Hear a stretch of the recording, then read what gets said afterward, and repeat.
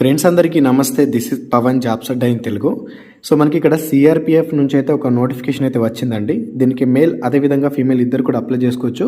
So ఇక్కడ చూసుకున్నట్టయితే ఇది కానిస్టేబుల్కి సంబంధించినటువంటి పోస్ట్ అండి, టెక్నికల్ అండ్ ట్రేడ్మెన్స్కి సంబంధించింది. సో దీనికి సంబంధించినటువంటి క్వాలిఫికేషన్ ఏంటి, అదేవిధంగా మిగతా విషయాలు ఏంటి, హైట్ చెస్ట్ ఉంటాయి కదా, ప్రతి ఇన్ఫర్మేషన్ మీకు వీడియోలో చెప్తాను. సో వీడియోని జాగ్రత్తగా ఇంటి వరకు అయితే చూడండి. అయితే ఈ నోటిఫికేషన్ జస్ట్ కొద్దిసేపటి క్రితమే వచ్చింది, అంటే ఈ రోజే వచ్చింది.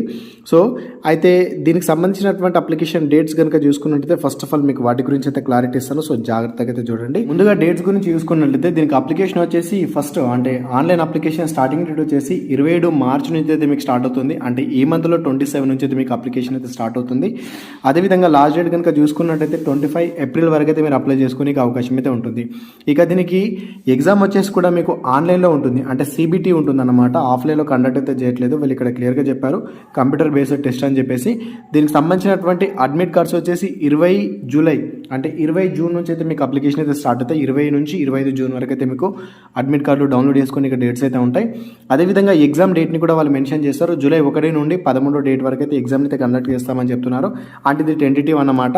సో మాక్సిమం కండక్ట్ చేయొచ్చు, లేదా అప్పుడు మీకు చేంజ్ అయ్యే అవకాశాలు కూడా ఉంటాయని చెప్పేసి అయితే చెప్తున్నారు. సో మాక్సిమం కండక్ట్ అయితే చేసేస్తారు. సో ఇక్కడ మొత్తంగా చూసుకుంటే మీకు టెక్నికల్ అండ్ ట్రేడ్మెన్కి సంబంధించినటువంటి పోస్ట్ అనమాట. స్టేట్ వైజ్గా మీకు వేకెన్సీస్ ఉన్నాయండి. ఒకవేళ మీకు ఉద్యోగం వచ్చిందంటే స్టార్టింగ్లోనే మీకు 30,000 పైన సాలరీ అయితే ఉంటుంది. ఇందులో మొత్తంగా వేకెన్సీస్ కనుక చూసుకున్నట్టయితే 9,212 వేకెన్సీస్ ఉన్నాయి. హైలీ వేకెన్సీ అయితే ఉన్నాయి, 9,212 వేకెన్సీలు. అందులో మేల్కి చూసుకున్నట్టయితే 9,105 పోస్టులు మేల్కి అయితే ఉన్నాయి. ఫిమేల్కి చూసుకున్నట్టయితే 107 పోస్టులు ఫిమేల్ వాళ్ళకు ఉండడం అయితే జరిగిందనమాట. సో ఇక్కడ స్టేట్ వైజ్గా కూడా ఇప్పుడు ఏపీ వాళ్ళకి సపరేట్గా, తెలంగాణ వాళ్ళకి సపరేట్గా వేకెన్సీస్ కూడా కేటాయించడం అయితే జరిగింది. ఇందులో పోస్టులు చూసుకున్నట్టయితే మనకి సపరేట్గా కూడా ఉన్నాయండి. దేని దానికి ఉన్నాయి. ఇక్కడ డ్రైవర్ అని, అదేవిధంగా మోటార్ వెహికల్ మెకానిక్ అని, కూబ్లర్ అని, కార్పెంటర్ అని, టైలర్ అని, అదేవిధంగా బ్రాస్ బ్యాండ్ అని, పైప్ బ్యాండ్ అని, బగ్లర్ అని, గార్డినర్ అని, పియోనర్ అని, కుక్ అని, water carrier, washer man, barber, అదేవిధంగా సఫాయి కర్మచారి అని చెప్పేసి మనకు ఇన్ని రకాల పోస్టులు ఉండడం అయితే జరిగిందనమాట. సో ఇందులో మనకు యూజ్ అయ్యేది మనకి తెలంగాణ అదేవిధంగా ఏపీ కాబట్టి ఈ రెండింటి గురించి అయితే నేను క్లారిటీ ఇస్తాను. సో జాగ్రత్తగా చూడండి. సో ముందుగా ఏపీ గురించి మాట్లాడుకుందాం. ఏపీకి చూసుకున్నట్టయితే టోటల్గా 224 వేకెన్సీ అయితే ఉన్నాయి. ఓకేనా. ఈ 224 వేకెన్సీస్కి డ్రైవర్కి వచ్చేసి 145, అదేవిధంగా మోటార్ మెకానిక్ వెహికల్కి వచ్చేసి 22, కూబ్లర్కి వచ్చేసి 7, కార్పెంటర్కి వచ్చేసి 5, టైలర్ వచ్చేసి 13, అదేవిధంగా బ్రాస్ బ్యాండ్ వచ్చేసి 6, పైప్ బ్యాండ్ వచ్చేసి 2, అదేవిధంగా బగ్లర్ వచ్చేసి 56, గార్డెనర్ వచ్చేసి 5, పెయింటర్ వచ్చేసి 3, కుక్ వచ్చేసి, అదేవిధంగా వాటర్ క్యారియర్ వచ్చేసి 99, వాషర్ మెన్ వచ్చేసి 16, బార్బర్ వచ్చేసి 12, సఫాయి కర్మచారి వచ్చేసి 33. టోటల్గా చూసుకుంటే 424 వేకెన్సీస్నే ఉండడం అయితే జరిగిందనమాట. ఇది ఆంధ్రప్రదేశ్కి. అదేవిధంగా తెలంగాణకి చూసుకున్నట్టయితే తెలంగాణకి కూడా ఇక్కడ క్లియర్గా మెన్షన్ చేస్తారు. తెలంగాణకు ఒకసారి మీరు ఇక్కడ జాగ్రత్తగా చూసుకోవచ్చు. నేను ఇప్పుడు ఏవైతే పోస్టులు చెప్పానో ఆ పోస్టులు అన్ని ఇక్కడ కూడా ఉన్నాయన్నమాట. అందులో తెలంగాణకు చూసుకున్నట్టయితే మొత్తంగా 301 పోస్టులు అయితే ఉన్నాయి.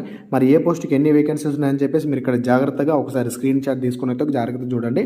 మొత్తంగా చూసుకుంటే మీకు 301 పోస్టులు అయితే ఉన్నాయన్నమాట. ఈ విధంగా ఫిమేల్ వేకెన్సీ చూద్దాం. ఇప్పుడు చెప్పింది మేల్ వేకెన్సీస్ అన్నమాట. ఇప్పుడు ఫిమేల్ వేకెన్సీ చూసుకున్నట్టయితే ఆంధ్రప్రదేశ్కి వచ్చేసి ఫిమేల్కి 4 ఉన్నాయి, బగ్లర్ వచ్చేసి 1 ఉంది, కుక్ అండ్ వాటర్ క్యారియర్ వచ్చేసి 2 ఉన్నాయి, అదేవిధంగా బ్రాస్ బ్యాండ్ వచ్చేసి 1 పోస్ట్ అయితే ఉందన్నమాట. ఇది ఏపీ వాళ్ళకు ఉన్నటువంటి పోస్టులు అమ్మాయిలకు చూసుకున్నట్టయితే. అదేవిధంగా ఇక్కడ తెలంగాణకు చూసుకున్నట్టయితే తెలంగాణ అమ్మాయిలకు చూసుకుంటే మొత్తంగా 6 వేకెన్సీస్ ఉన్నాయండి. అందులో బగ్లర్ వచ్చేసి 1 పోస్ట్ ఉంది, కుక్కు అదేవిధంగా వాటర్ క్యారియర్ చూసుకున్నట్లయితే ఇక్కడ 2 వేకెన్సీస్ ఉన్నాయి. దాంతోపాటు ఇక్కడ సఫాయి కర్మచారి ఇక్కడ వేకెన్సీస్ ఉన్నాయి, వీళ్ళకి 2 వేకెన్సీస్ ఉన్నాయి. దాంతోపాటు బ్రాస్ బ్యాండ్ వచ్చేసి 1 పోస్ట్ ఉండడం అయితే జరిగిందనమాట. టోటల్గా చూసుకుంటే తెలంగాణ అమ్మాయిలకు వచ్చేసి 6 పోస్టులు అయితే ఉన్నాయని చెప్పేసి గమనించండి. ఓకేనా. ఇక ఏజ్ లిమిట్ గురించి చూసుకున్నట్టయితే ఇక్కడ మనకు పోస్టును బట్టి ఏజ్ లిమిట్ అయితే ఉంటుంది. ఇప్పుడు మామూలుగా డ్రైవర్ చూసుకున్నట్టయితే దానికి 21 నుంచి 27 ఇయర్స్ ఏజ్ అయితే ఉండాలి.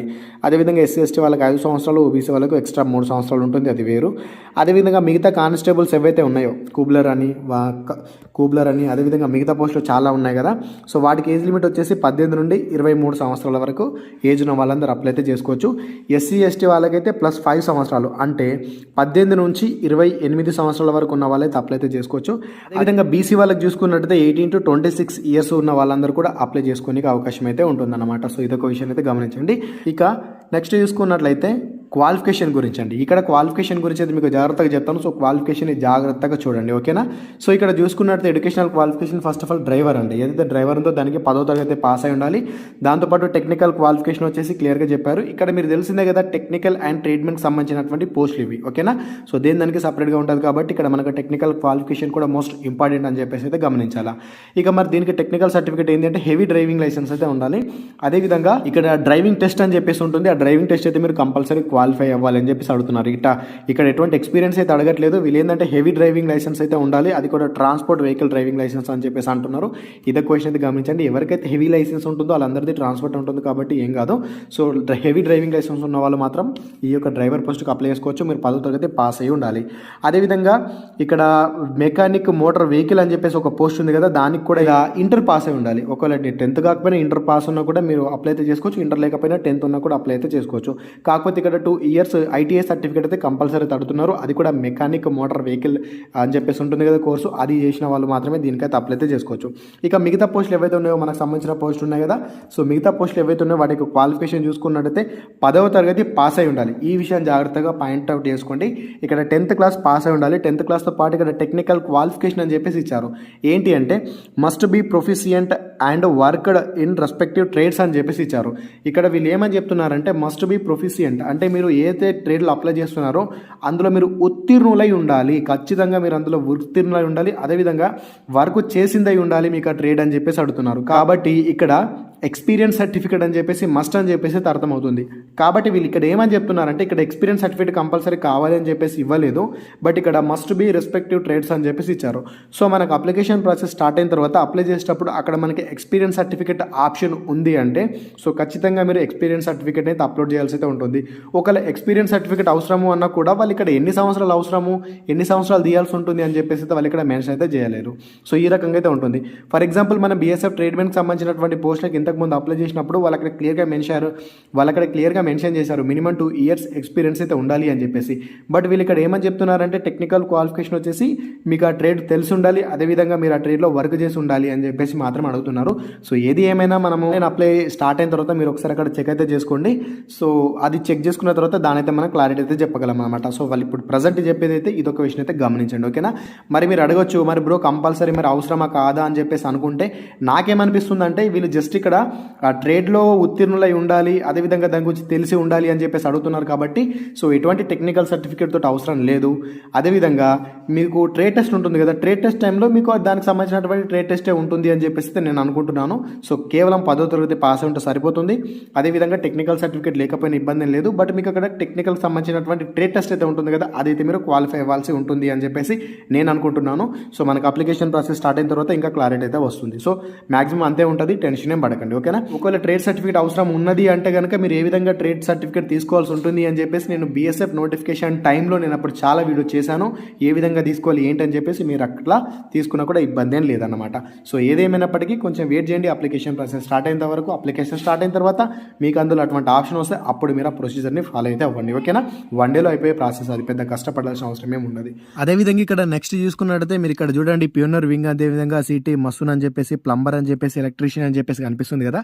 సో దీనికి క్వాలిఫికేషన్ వచ్చేసి 10వ తరగతి పాస్ ఉండాలి. దాంతోపాటు ఇక్కడ వీళ్ళు క్లియర్గా మెన్షన్ చేశారు 1 year experience in respective trades అని చెప్పేసి క్లియర్గా మెన్షన్ చేస్తారు. దానికి సంబంధించినటువంటి ఏ ట్రేడ్స్ ఏంటో కూడా వాళ్ళు ఇక్కడ క్లియర్గా మెన్షన్ చేశారు. సో ఇట్లా ఏంటి అంటే దేనికైతే అవసరం ఉంటుందో వాళ్ళు ఇక్కడ క్లియర్గా మెన్షన్ చేస్తారనమాట. 1 year ఎక్స్పీరియన్స్ సర్టిఫికేట్ కావాలి, ఇట్లా 1 year ఎక్స్పీరియన్స్ ఉండాలి అని చెప్పేసి క్లియర్గా మెన్షన్ చేస్తారు. సో ఇక్కడ పైన చూసుకున్నట్టయితే మనకు అటువంటి ఇన్ఫర్మేషన్ లేదు కాబట్టి జస్ట్ ఇక్కడ మస్ట్ బి ప్రొఫిషియన్స్ అని చెప్పేసి ఉంది కాబట్టి సో మాక్సిమం సర్టిఫికేట్ అవసరం ఉండకపోవచ్చు అని చెప్పేసి నేను అనుకుంటున్నాను. క్వాలిఫికేషన్ దగ్గర మీకు ఒక క్లారిటీ వచ్చిందని అనుకుంటున్నాను, ఓకేనా. అదేవిధంగా దీనికి సంబంధించినటువంటి అప్లికేషన్ ప్రాసెస్ వచ్చేసి ఆన్లైన్లోనే ఉంటుంది. అప్లికేషన్ డేట్ గురించి నేను ఆల్రెడీ చెప్పాను. ఇక అప్లికేషన్ ఫీ వచ్చేసి 100 రూపాయల అప్లికేషన్ ఫీ అయితే ఉంటుంది. SC ST వాళ్ళకు, అదేవిధంగా ఫీమేల్ వాళ్ళు ఎవరైతే ఉంటారో వాళ్ళెవరికి కూడా అప్లికేషన్ ఫీ అయితే ఉండదు. ఇదో క్వశ్చన్ అయితే గమనించండి. అదేవిధంగా దీనికి సంబంధించినటువంటి ఎగ్జామినేషన్ సెంటర్స్ అనేవి ఎక్కడ ఉంటుంది ఏంటి అని చెప్పేసి అయితే చెప్తున్నారు వీళ్ళు ఇక్కడ. అదే దీనికంటే ముందు సెలక్షన్ ప్రాసెస్ ఏంటి అని చెప్పేసి తెలుసుకుందాం. సెలక్షన్ ప్రాసెస్ గురించి మీకు క్లారిటీ ఇస్తాను. ఇక్కడ స్కీమ్ ఆఫ్ ఎగ్జామినేషన్ ఏంటంటే ఫస్ట్ ఆఫ్ ఆల్ సో ఎవరైతే అప్లై చేస్తారో అప్లై చేసిన వాళ్ళకైతే ముందుగా ఎగ్జామ్ అయితే ఉంటుందండి, ఓకేనా. ఎగ్జామ్ ఉంటుంది. ఎగ్జామ్ వచ్చేసి కూడా మీకు 100 మార్కుల పేపర్ అయితే ఉంటుంది. ఈ ఎగ్జామ్లో మీకు రీజనింగ్ నుంచి 25 క్వశ్చన్స్, అదేవిధంగా జనరల్ అంటే జిఎస్ నుంచి మీకు 25 క్వశ్చన్స్, అర్థమెటిక్ నుంచి 25, ఇంగ్లీష్ నుంచి 25 క్వశ్చన్స్ ఉంటాయి. దీనికి సమయం వచ్చేసి టోటల్గా 2 గంటల సమయం అయితే ఉంటుందన్నమాట. ఓకేనా, ఇది ఒక విషయం అయితే గమనించండి. సో టోటల్గా 100 మార్కుల పేపర్ ఉంటుంది, 2 గంటల సమయం అయితే ఉంటుంది. దాంతోపాటు ఇక్కడ నెగిటివ్ మార్కింగ్ ఉంటుందంటే ఎస్ అండి, నెగిటివ్ మార్కింగ్ కూడా ఉంటుంది. 0.25 నెగిటివ్ మార్కింగ్ ఉంటుంది. అంటే ఒక తప్పుకి అంటే 4 తప్పులకి ఒక మార్కు పోతుంది. కాబట్టి మీరు ఎగ్జామ్ని చాలా జాగ్రత్తగా రాయాల్సి అయితే ఉంటుంది. ఓకేనా, ఆ విషయంలో మాత్రం మీరు ఏం టెన్షన్ పడకండి. ఈ యొక్క ఎగ్జామ్ సిలబస్ అంతా కూడా మనకు ఆల్మోస్ట్ ఎస్ఎస్సి జీడీ లెవెల్లోనే ఉంటుంది. దానికంటే ఇంకా ఈజీగానే ఉంటుంది.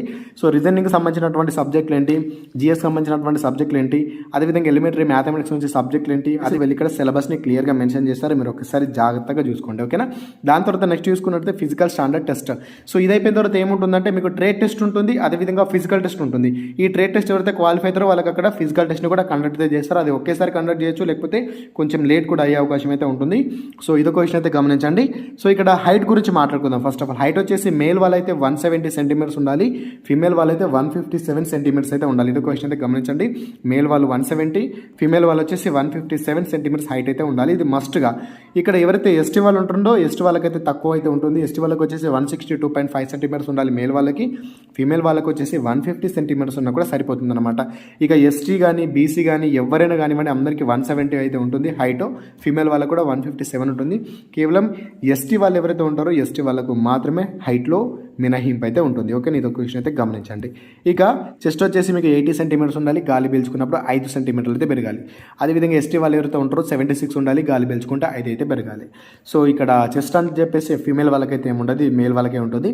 ఇక ఫిజికల్ ఎఫిషియన్సీ టెస్ట్ చూసుకున్నట్టయితే ఎవరైతే అప్లై చేసిన వాళ్ళు ఉంటారు కదా, మీ అందరికీ ఎట్లా ఉంటుంది అంటే ఇప్పుడు డ్రైవర్ కానీ, అదేవిధంగా గార్డెనర్ అని, అదేవిధంగా కార్పెంటర్ అని, బ్రాస్ బ్యాండ్ అని, పైప్ బ్యాండ్ అని చెప్పేసి రకరకాల పోస్టులు ఉన్నాయి. ఇక్కడ కొన్ని పోస్టులు ఉన్నాయి, జాగ్రత్తగా చూసుకోండి. అదేవిధంగా ఇక్కడ ఈ యొక్క బగ్లర్ అని చెప్పేసి కూడా దీని కిందకి వస్తుంది. ఇవన్నిటిని కలుపుకొని ఈ పోస్ట్ అన్నింటిని కలుపుకొని ఈ సపరేట్ ఫిజికల్ టెస్ట్ అయితే ఉంటుంది. అది ఎట్లా అంటే మేల్ వాళ్ళకి వచ్చేసి 5 కిలోమీటర్లు ఉంటుంది, దానికి సమయం వచ్చేసి 24 నిమిషాలు. ఫిమేల్ వాళ్ళకి వచ్చేసి 1.6 km ఉంటుంది, సమయం వచ్చేసి 8 నిమిషాల 30 సెకండ్ల లోపు అయితే మీరు కంప్లీట్ చేయాల్సి అయితే ఉంటుంది. ఇక మిగతా పోస్టులు ఏవైతే కుక్ కానీ, అదేవిధంగా వాటర్ క్యారియర్ కానివ్వండి, దాంతోపాటు బార్బర్ కానివ్వండి, హెయిర్ డ్రెస్సర్ కానివ్వండి, వాషర్ మ్యాన్ కానివ్వండి, బాక్స్లో ఉండి చూసారా. సో వీళ్ళందరికీ కూడా 1.6 km రన్నింగ్ అయితే ఉంటుంది. టైం వచ్చేసి 10 నిమిషాలు ఉంటుంది. అంటే 1600 మీటర్ రన్నింగ్, టైం వచ్చేసి 10 నిమిషాల టైం ఉంటుంది. అదేవిధంగా ఫిమేల్ వాళ్ళకి వచ్చేసి ఈ 1.6 km టైం వచ్చేసి 12 నిమిషాలు అయితే ఉంటుంది. సో ఇదొక విషయం అయితే గమనించండి. సో ఇక్కడ పియోనీర్ అని చెప్పేసి అది వేరే ఉంటుంది, ఒకసారి అది కూడా చూసుకోండి కింద. సో ఈ రకంగా మీకు ఫిజికల్ టెస్ట్ అయితే కండక్ట్ అయితే చేస్తారు. సో ఇందులో ముఖ్యమైనది ఏంటి అంటే ఎగ్జామ్ అన్నమాట. ఎగ్జామ్ని అయితే మీరు ఫస్ట్ ఆఫ్ ఆల్ క్లియర్ చేయాలి. ఎగ్జామ్ అయిపోయిన తర్వాత ట్రేడ్ టెస్ట్ ఉంటుంది. ఫర్ ఎగ్జాంపుల్ మీరు ట్రేడ్ టెస్ట్ అంటే నథింగ్ బట్ మీరు కుక్కుకు అప్లై చేశారు అనుకోండి, కుక్కుకు సంబంధించినటువంటి క్వశ్చన్స్ అడుగుతారు. సో అది క్వాలిఫై అయిన తర్వాత ఫిజికల్ టెస్ట్కి అయితే పోతారు. లేదనుకుంటే ఫిజికల్ టెస్ట్ని ముందు కండక్ట్ చేయొచ్చు, తర్వాత ట్రేడ్ టెస్ట్ని కూడా కండక్ట్ అయితే చేసుకోవచ్చు. సో ఈ రకంగా అయితే ఉంటుంది. సో వాళ్ళు ఇక్కడ క్లియర్గా మెన్షన్ చేశారు ట్రేడ్ టెస్ట్ ఎట్లా ఉంటుంది ఏంటి అని చెప్పేసి కూడా మీరు ఒక్కసారి అయితే జాగ్రత్తగా చూసుకోండి. ఒక్కటి కాషన్ ఏంటి అంటే ఈ యొక్క ట్రేడ్ టెస్ట్ అనేది ఫిజికల్ టెస్ట్కి ముందర ఉండొచ్చు, లేదా ఫిజికల్ టెస్ట్ తర్వాతైనా కూడా కండక్ట్ చేయొచ్చు. సో అది వాళ్ళ ఇష్టము, అది తర్వాత అయితే మనకు తెలుస్తుంది. సో ట్రేడ్ టెస్ట్ ఎట్లా ఉంటాయని చెప్పేసి మీరు ఇక్కడ జాగ్రత్తగా చూసుకోండి. ఓకేనా, నేను చెప్పినటువంటి విషయాలు అయితే జాగ్రత్తగా గమనించండి. అప్లికేషన్ ప్రాసెస్ స్టార్ట్ అయిన తర్వాత మీరు అప్లై చేసేటప్పుడు మీకు ఎక్స్పీరియన్స్ సర్టిఫికేట్ అడుగుతున్నారా లేదా అని చెప్పి చెక్ చేసుకోండి. చెక్ చేసుకున్న తర్వాత తీసుకుని అయితే పెట్టుకోండి. మ్యాక్సిమం అవసరం ఉండదని అనుకుంటున్నాను. ఒకవేళ అవసరం పడితే కనుక చెప్పలేము. ఎందుకోసం అంటే మనకు బీఎస్ఎఫ్లో కూడా అడిగారు కాబట్టి అప్లికేషన్ స్టార్ట్ అయిన తర్వాత మనం చూసుకునే అవకాశం అయితే ఉంటుంది. ఒకవేళ అవసరం ఉంది కావాలి అనుకుంటే కనుక రెడీ చేసుకోవాల్సి అయితే ఉంటుంది. అది లేకపోతే కనుక అప్లికేషన్ అయితే అవ్వదన్నమాట. సో ఈ రకంగా అయితే ఉంటుంది. సో ఇదన్నమాట ఇన్ఫర్మేషన్. మీకు యూస్ఫుల్ అనిపిస్తే వీడియోని లైక్ చేయండి. అదేవిధంగా వీలైతే ఇన్ఫర్మేషన్ మీ ఫ్రెండ్స్కి షేర్ అయితే చేయండి.